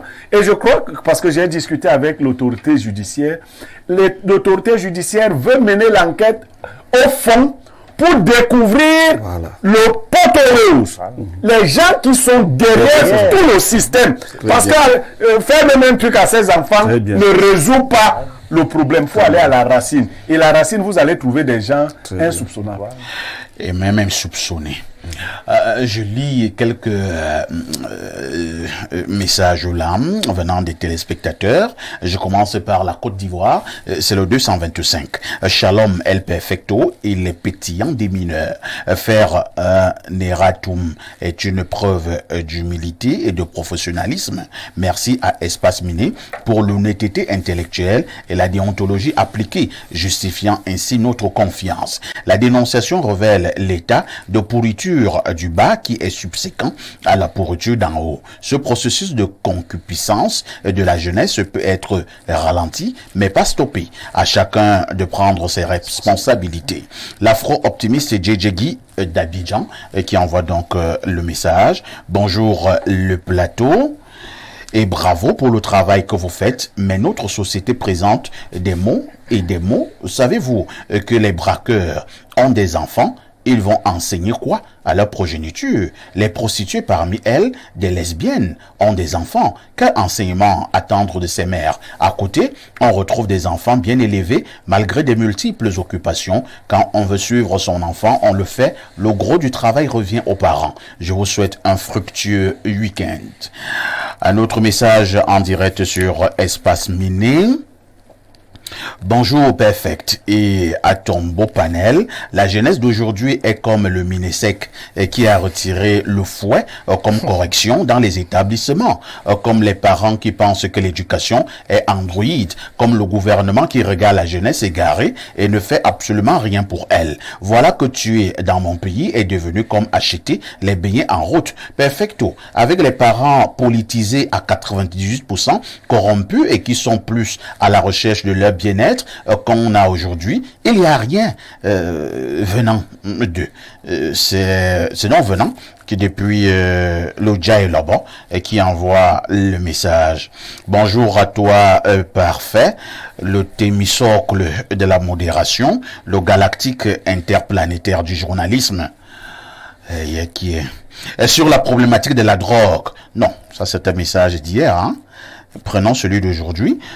D'accord. La société camerounaise est malade. Elle souffre. La plupart des vecteurs grâce auxquels l'intégration des valeurs de citoyenneté et de cohésion sociale par l'ensemble de la population s'effectuait sont aujourd'hui en panne ou en déclin. Qu'il s'agisse de l'école, comme l'a énoncé le jeune didacticien, laquelle a du mal à remplir sa mission traditionnelle de structuration culturelle et sociétale, ou encore de la communauté éducative dans son ensemble. Nous devons de revenir aux fondamentaux. Duval a tout dit. Les jeunes filles à Douala frottent et se frottent fort. Suivez mon regard.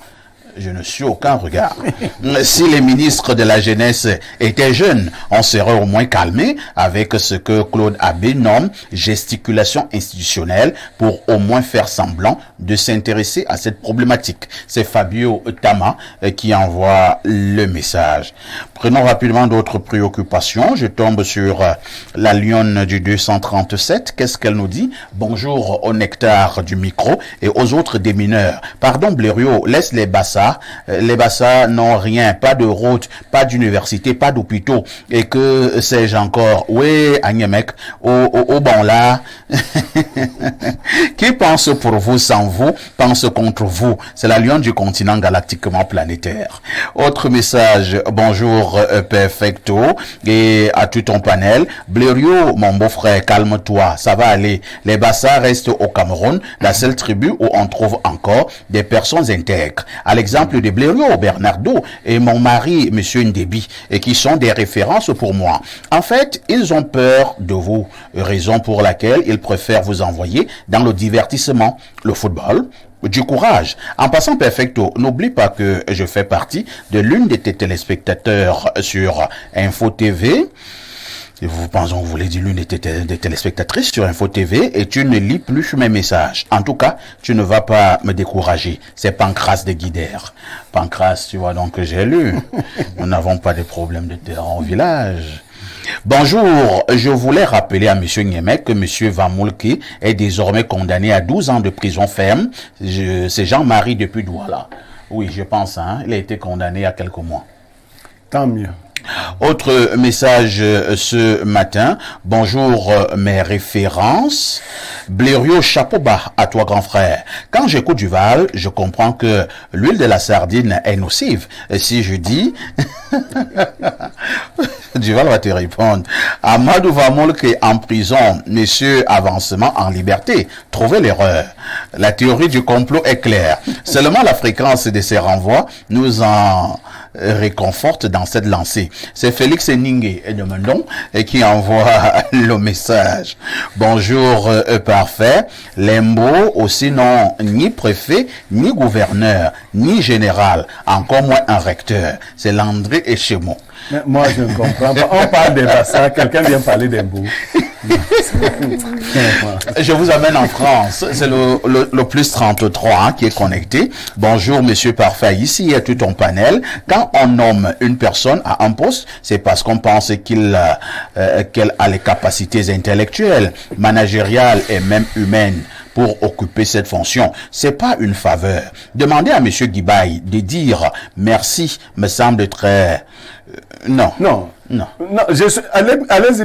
Il dit me semble très maladroit. Oui, d'accord. Parce que la personne a quelle qualité? Quand on nomme quelqu'un, c'est que c'est politique. Les médias devraient œuvrer à le faire comprendre aux Camerounais. Il faut arrêter cette politique qui consiste à déifier un individu, à organiser des fêtes et des cultes dans son village pour remercier un individu et lui demander de s'éterniser au pouvoir. C'est Justin Bangué de Paris. Justin Bangué, je pense qu'on a été clair sur ce plateau. Lorsque vous demandez, vous passez le temps à revendiquer. Je prends un exemple. Parfois, il se revendique de l'eau en Colovan. C'est-à-dire, chaque jour, je viens ici à Info TV. Il n'y a pas de l'eau en Colovan dans la Mofoua, dans mon village. Je veux de l'eau. Monsieur le président, je veux de l'eau. En Colovan, mon village, il faut préciser. C'est ce que je dis. Voilà, je veux de l'eau. 3 ans ou 5 ans plus tard, on me donne de l'eau en Colovan. Et là, je dis plus rien. Là, tu dis que c'est le mérite. Là, je dis que c'est le mérite parce que nous sommes compétents. Donc, s'il y a donc... Non, notre téléspectateur se trompe. Si c'est la compétence qu'on recherchait, on n'aurait pas revendiqué un ressortissant de la Damawa. On aurait simplement revendiqué un recteur. Le recteur est recteur d'une université publique. Ils ont revendiqué un de leurs frères. Donc c'est une réponse politique. Non, moi je voudrais même ajouter que quand bien même ce serait même le mérite, y a-t-il un mal à ce que lorsque quelqu'un reconnaît ton mérite, que tu lui dises merci? Tu peux être méritant et que jamais personne ne te sorte du lot pour t'afficher et reconnaître ton mérite. Moi, qui m'a même déjà nommé. Merci beaucoup. Hein? Nous marquons encore une touche pause. La rentrée scolaire au Cameroun, c'est dans 3 jours, très exactement. Ce jour, nous profitons justement pour poser une problématique justement à caractère éducatif. Il s'agit donc de ce qu'il faut appeler au Cameroun les frais d'APE. À l'époque, on disait les frais d'APE, Association des parents d'élèves, mais on a ajouté un autre E, c'est devenu Association des parents d'élèves et des enseignants. Nous savons que au niveau du gouvernement, cela avait été clair il y a quelques années, que ces frais étaient facultatifs, mais sur le terrain, nous avons la nette impression que ce n'est véritablement pas cela. Et voilà pourquoi nous allons d'abord passer la parole ce matin au vice-président de cette APEE nationale pour nous dire, question d'abord simple, pour que nous soyons au même niveau de compréhension. Est-ce qu'on est d'accord que le gouvernement avait quand même dit que le paiement de l'APEE était facultatif? Merci, parfait. À la fois, le gouvernement l'a dit et c'est le même gouvernement qui l'a rendu obligatoire. Vous avez le texte, le gouvernement le rend obligatoire? Justement. Je commencerai par citer le décret du chef d'État de 1998 qui portait l'organisation de l'éducation au Cameroun, qui crée donc la communauté éducative et qui est composée de tout ce que nous savons, les dirigeants, les personnels administratifs, les enseignants, les parents d'élèves, les élèves, les milieux socio-professionnels, les collectivités territoriales décentralisées. Il y a le décret de 2001 qui parle justement des contributions volontaires des parents d'élèves. Et il y a, là, c'est plutôt une circulaire ministérielle, un arrêté ministériel, qui dit que dès que l'Assemblée générale des parents a adopté, voilà, c'est ça, je l'ai retrouvé, c'est la circulaire numéro 15/08/MINESEC/CAB du 19 août 2008, modifiant et complétant certaines dispositions de la circulaire numéro 7 du 25 février 2008 relative au fonctionnement des APE au sein des établissements publics d'enseignement secondaire. Elle était signée du regretté, lui, Bapes, qui disait en titre 2 de la collecte et de gestion des fonds, une fois que le taux de cotisation est fixé par l'Assemblée générale, le paiement devient obligatoire pour tous les élèves, à l'exception des cas sociaux relevant la circulaire conjointe numéro 28/MINESEC/MINAS du 14 août 2007. Bon, nous sommes un peu perdus là. Vous pouvez encore relire cet article? Non, le dernier, ce que vous venez de lire là. Oui, je dis que c'est la circulaire numéro 15 de 2008, de février 2008. Qui dit quoi? Qui dit, une fois que le taux de cotisation est fixé par l'Assemblée générale, le paiement devient obligatoire pour tous les élèves, à l'exception des cas sociaux relevant la circulaire conjointe numéro 28 du 14 août 2007. Cela signifie que toutes les dispositions antérieures sont abrogées? C'est ce que le texte nous dit. Vous ne répondez pas à ma question. Est-ce que toutes les dispositions antérieures sont abrogées? L'association des parents d'élèves relève d'une... Cela émane d'une volonté de l'État d'organiser l'éducation au Cameroun. Et dans l'organisation de l'éducation, le chef de l'État en personne organise la communauté éducative, parmi lesquelles il y a donc les parents d'élèves. Et maintenant, les parents d'élèves apportent leur contribution au bon fonctionnement de l'école. Et cette contribution est dite volontaire. Elle est dite volontaire. Ça, c'est le décret de 2001, article 46. Les ressources financières des établissements scolaires publics sont des deniers publics. Petit 2. Ces ressources comprennent entre autres les contributions volontaires des APEE. Ce sont des contributions des APE qui sont volontaires. Volontaires pourquoi? Volontaires parce que la quotité de participation des parents, elle est décidée en assemblée générale par les parents eux-mêmes, en fonction des besoins de l'établissement. C'est pourquoi nous connaissons aujourd'hui un plafonnement de cette contribution. Nous savons que par le passé, il y a des écoles où on demandait 80 000, 100 000, pendant qu'ailleurs on demandait 5 000, 10 000, ainsi de suite. L'association nationale dans laquelle j'occupe le poste de vice-président a plaidé depuis de nombreuses années, avec le concours de toutes les autres communautés locales, pour que nous puissions arriver à une réglementation, si on peut dire ainsi, de ce taux. C'est ainsi donc que nous avons eu la joie de voir un plafonnement fixé à 25 000. Nous aimerions le voir beaucoup plus bas, donc nous n'avons pas encore arrêté de plaider. Très bien. Mais une fois que ça a été plafonné à 25 000, il n'est pas dit que c'est un taux fixe. Parce qu'aujourd'hui, on a l'impression que l'APE, c'est 25 000. Non. C'est maintenant les parents, en assemblée générale, localement dans chaque établissement, qui décident en fonction des besoins de leur établissement et de ce qu'ils ont choisi. Parce que les textes disent qu'ils choisissent ce qu'ils vont financer dans le projet d'établissement. Donc, en fonction de ce qu'ils ont choisi de financer, ils décident de quelle quantité ils vont apporter. Maintenant, cette quantité est plafonnée à 25 000. Bon, ça, c'est le texte. Maintenant, on peut questionner l'exécution de ces textes. C'est compris. On va passer la parole à Duval Ebalé. Duval Ebalé, ce problème d'APE au Cameroun est un problème sérieux.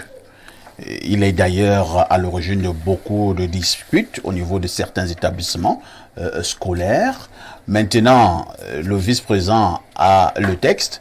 Ce qui est important pour moi, c'est qu'il dit quelque part, il parle de contribution volontaire. Moi, j'ai marqué cela en gras. D'où vient-il que ces contributions deviennent donc obligatoires? Je voudrais d'abord que nous entendions à ce niveau, pour continuer au niveau du débat. Parce que c'est même la clé du débat. Je crois que cela relève, n'est-ce pas, de nos mentalités.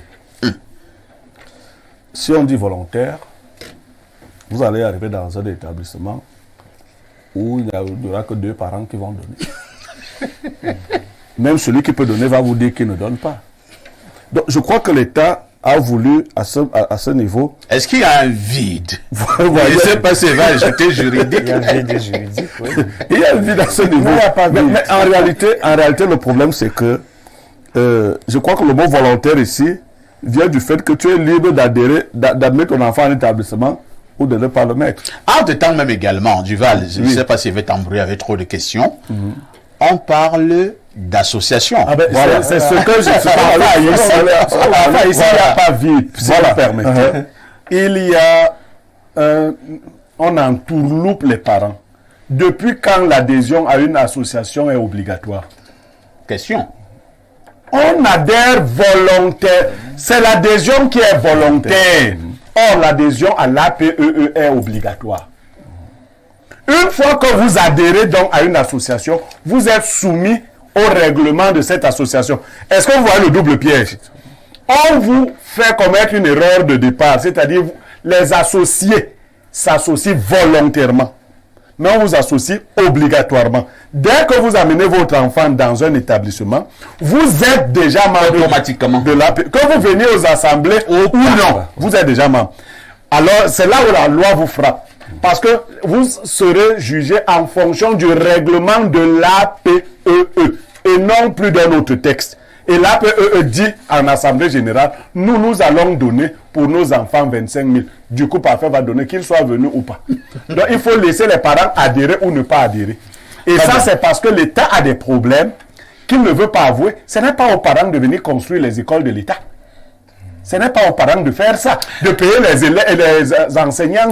Merci. Pas à l'État. Duval reprend la parole et il chutera. Non, je crois que le simple fait d'inscrire son enfant dans un établissement. Je prends mon fils ou ma fille, j'inscris au lycée de, je vais prendre l'exemple, le lycée d'Aban, par exemple. En inscrivant mon enfant au lycée d'Aban, je suis déjà parent d'un élève du lycée d'Aban. Membre de la communauté éducative. Voilà. Et quand, en tant que parent d'un élève,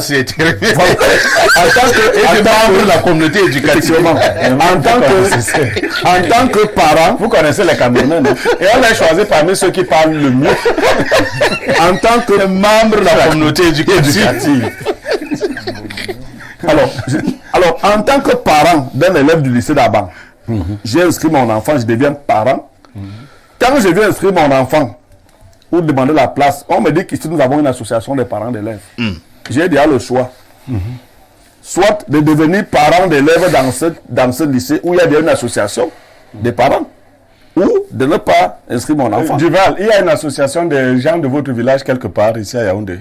Nous sommes là. Je demande s'il y a une association.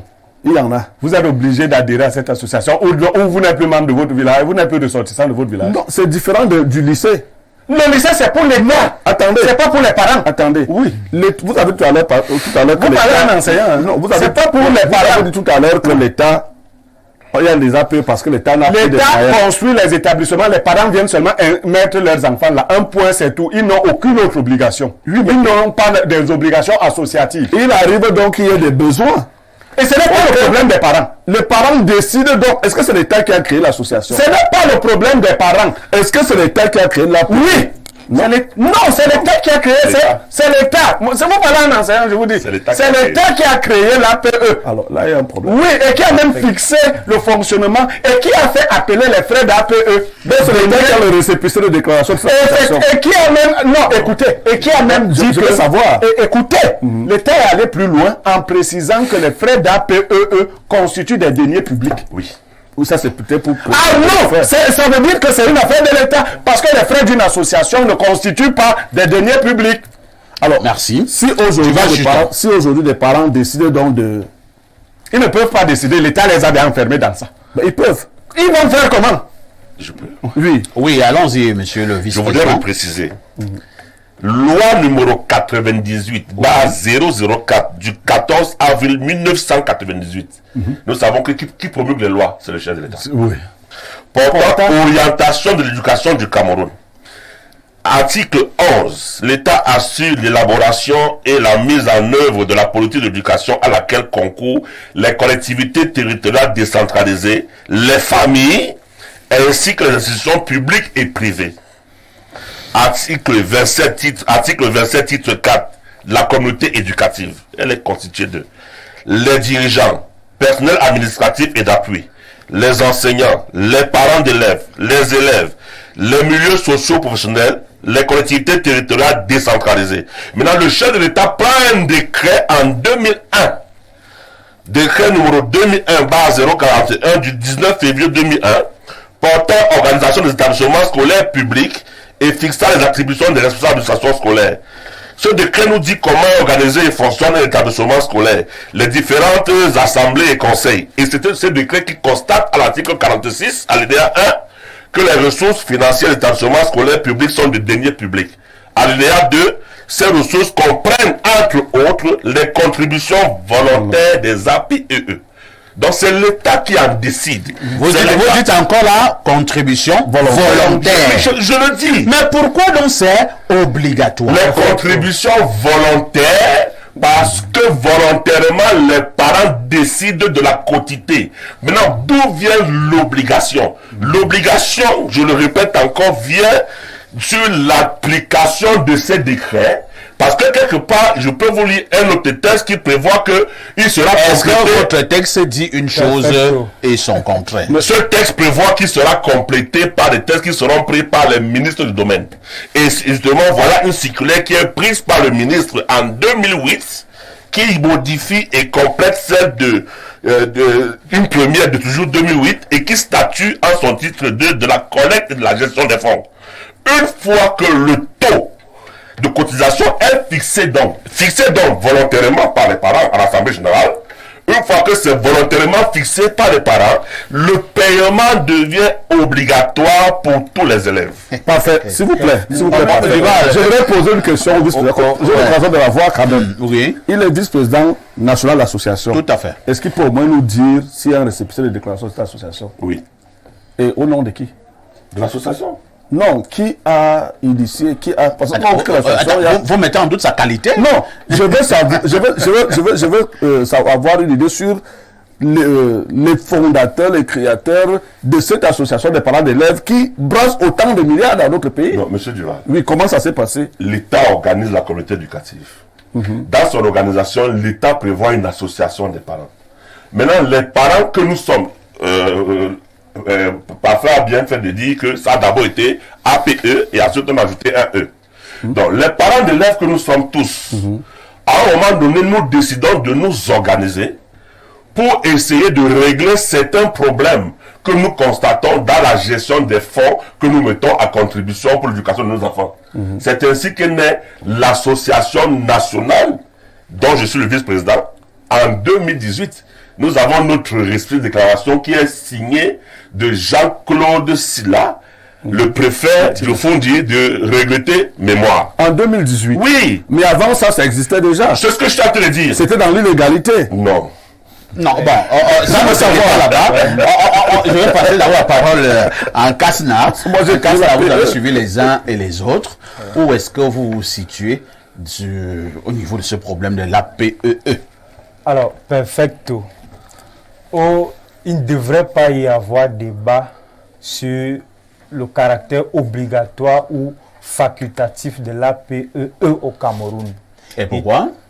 Parce que, a priori, l'APEE n'est pas obligatoire, mais a posteriori, elle est obligatoire. Mais ça, c'est du banditisme. Je vous explique. A priori, si on part au niveau du cycle, l'APEE, c'est une association des parents, et qui parle d'association, parle de liberté d'association. C'est comme un parti politique. Qui parle de liberté d'adhésion. La liberté d'adhésion. Ça veut dire que je suis libre d'adhérer ou pas.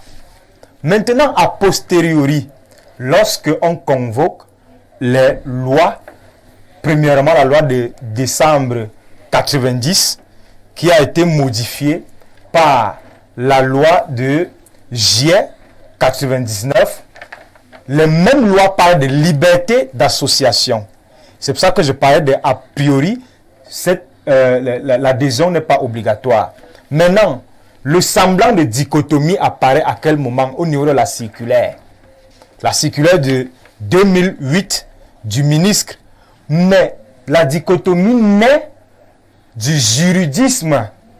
Parce que si on veut interpréter la loi à la lettre, on aura l'impression que cette loi vient concrétiser ce que je viens d'énoncer au départ. Que non. Parce que si M. le Président lit toute la circulaire, il va se rendre compte qu'à un moment donné, cette circulaire qui organise ces associations se fonde sur 4 points essentiels. Le premier point, c'est l'adhésion à l'association. L'adhésion, ça veut dire que si vous êtes libre d'adhérer ou pas, dès que vous adhérez... Non, à quel niveau se trouve votre liberté d'adhésion? Je dis la circulaire du ministre. À quel niveau se trouve votre liberté d'adhésion? La liberté d'adhésion se trouve à partir du moment où vous accédez à l'établissement. Dès que vous entrez, vous n'êtes plus libre. Oui. Donc, vous adhérez. Non, en principe, ce n'est donc pas libre. C'est pour ça que j'ai parlé de a posteriori, parce que ce qui se fait sur le terrain donne l'illusion de ce que c'est obligatoire. C'est obligatoire. Alors en réalité, ça ne devrait pas l'être. Parce que même l'obligation ici se fonde sur la liberté d'adhésion. Si vous lisez toute la circulaire, premier point essentiel sur lequel le ministre s'appesantit pour l'organisation, c'est pour tous ceux qui sont devenus librement membres. Parfait. C'est à partir de ce moment. Oui, je voulais ajouter, ce qui se passe pour que les Camerounais comprennent ce qui nous arrive. Parce que les Camerounais doivent vraiment... Voici ce qui nous arrive. L'État a eu peur de fixer un taux élevé de la scolarité au secondaire et autres. Il a donc utilisé un subterfuge. La preuve, c'est que tous les présidents d'APEE qui se sont amusés avec les proviseurs se sont retrouvés en prison. Celui qui gère en fin de compte l'APEE, c'est le proviseur. Merci, monsieur Nguema. C'est le proviseur. Merci. C'est le proviseur qui oriente les dépenses. Si vous n'êtes pas d'accord avec le proviseur, il vous dit allez vous faire foutre. Encore qu'il y a même des proviseurs qui tapent même sur les présidents d'APEE. Donc, voilà l'entourloupe. On nous dit que vous payez l'école de vos enfants à 10 000, mais en fait, nous payons l'école de nos enfants à 35 000. L'État a dit que s'il dit ça officiellement, les gens vont dire, oui, le lycée est 35 000. Voilà la vérité. Le reste, adhésion, pas adhésion. Quand vous allez au lycée, avant de payer les droits obligatoires, vous payez d'abord. Et c'est le ticket qui fait en sorte qui vous envoie. Et dès que les parents ont fini de percevoir, d'ailleurs, dans certains lycées, c'est l'intendant qui joue le double rôle de trésorier de l'APE sans lettre. C'est-à-dire que c'est lui qui perçoit en réalité l'argent des parents. Ce qui ne devrait pas se faire. Mais c'est lui qui le Ok, fait. on va lire. Serge, nous lisons d'abord quelques préoccupations. Salut, parfait. Le vice-président, là, nous embrouille. Depuis quand une circulaire d'un ministre vient modifier les termes d'un décret présidentiel et la hiérarchie des normes juridiques, c'est un banditisme organisé. C'est Bernard depuis Berthois qui envoie donc le message. Autre préoccupation, bonjour, parfait. Une fois le taux volontaire fixé par les parents devient obligatoire par élève, dit le vice-président. Cela laisse penser que c'est plutôt l'association des élèves, des parents. C'est Vincent depuis le Nord qui envoie le message. Un message du 221. Il s'agit de quel pays là? Sénégal. Le Sénégal. Bonjour parfait et à tout ton panel et un coucou particulier à Blériot. Pardon, moi je veux seulement savoir pourquoi si tu as plusieurs enfants dans un établissement, tu payes les frais pour chaque enfant. Voilà. Autre message. Bonjour les démineurs du jour. Comment comprendre que la contribution de l'APEE soit appliquée à tous les élèves alors qu'elle devrait être appliquée aux parents membres de l'association? Pour être clair, comment comprendre qu'un parent ayant 5 enfants dans le même établissement paye l'APEE 5 fois? Merci de nous éclairer. C'est Armand de Colbison. Monsieur le Président, vous pouvez répondre? Parce que la préoccupation est récurrente. Oui, c'est pourquoi j'ai acquiescé l'analyse de M. Niembek tout à l'heure en disant qu'il a tapé plein dans le mille. Il est entré directement dans les réalités des faits. Il y a le texte. Et il y a l'application et les Et il y a le contexte. Il y a le contexte. Il y a même le prétexte. Et entre les deux, il y a un prétexte. Donc, entre ce qui est écrit, que nous venons de lire, et ce qui se vit réellement, il y a un grand gap. Il y a un grand fossé. Donc, maintenant. Non, voulons pas la philosophie. La question des téléspectateurs est claire. J'ai 10 enfants dans un lycée et je paie l'APEE pour les 10 élèves. Est-ce que c'est normal? Oui, parfait. C'est normal. Tu es considéré comme si tu avais fait entrer toutes tes femmes dans la réunion de ton village. Tu payes le secours pour chacune de tes femmes. Volontaire signifie donc librement, sans contrainte. Ainsi, la fixation du montant de la cotisation est libre et c'est l'exécution qui est obligatoire. L'État ne nous impose pas le montant de la cotisation, mais il nous impose de cotiser le montant que nous avons nous-mêmes librement fixé. C'est compréhensible, mais biaisé subtilement. C'est un message qui nous vient toujours de la Côte d'Ivoire. Autre préoccupation ce jour. Bonjour au panel. L'APEE est un outil de gestion participative du secteur éducatif au Cameroun. L'obligation est de facto au moment de l'inscription de l'élève. Cette obligation tacite est-elle justifiée ou non? Oui, dans la mesure où l'État-providence ne peut plus être une réalité puisqu'il est submergé par toutes les sollicitations sociales et régaliennes. C'est Blaise Sida qui envoie le message. Serge insiste à coller un dernier mot. Allons-y en 30 secondes. Oui, perfect. C'est pour ça que je voulais finir en disant que nous pouvons encore débattre au niveau de l'opportunité de l'APEE dans les établissements, mais au niveau du caractère obligatoire ou facultatif, je vous ai dit que il n'y a pas de débat. Puisque même la circulaire, si Monsieur le Président lit toute la circulaire, vous allez vous rendre compte que le ministre lui-même, à un moment donné, reconnaît le vide juridique au niveau du caractère obligatoire de l'APPE. Le ministre lui-même, nous partons au niveau de la liberté d'adhésion. C'est au niveau de la liberté d'adhésion que... On a compris. Je veux qu'on puisse évoluer au niveau du débat. Parce que cette affaire d'obligatoire et pas obligatoire, là, je vois qu'on ne peut pas facilement nous entendre. Mais j'ai une autre préoccupation, Pierre Blériot-Niembek. Oui. Vous dites que l'APEE a été instituée pour faire participer les parents au niveau des établissements, ainsi de suite, ainsi de suite. Maintenant, nous avons quand même certains lycées au Cameroun, notamment dans certaines grandes agglomérations. Lorsque vous voyez ces lycées, vous avez l'impression qu'il n'y a pas grand-chose à remettre dans cet établissement. Je ne voudrais pas citer ces établissements, mais vous allez également vous en rendre compte que l'APEE existe bel et bien là-bas et est même également exorbitante. Non. Finalement, on fait quoi avec cet argent? Non, vous vous êtes trompé cruellement, parfait. Plus un établissement est grand, plus il a des besoins de luxe qui apparaissent maintenant. Vous voyez que quand vous êtes proviseur de Ngouloumakong, vous pouvez marcher avec une A26 tête de cochon.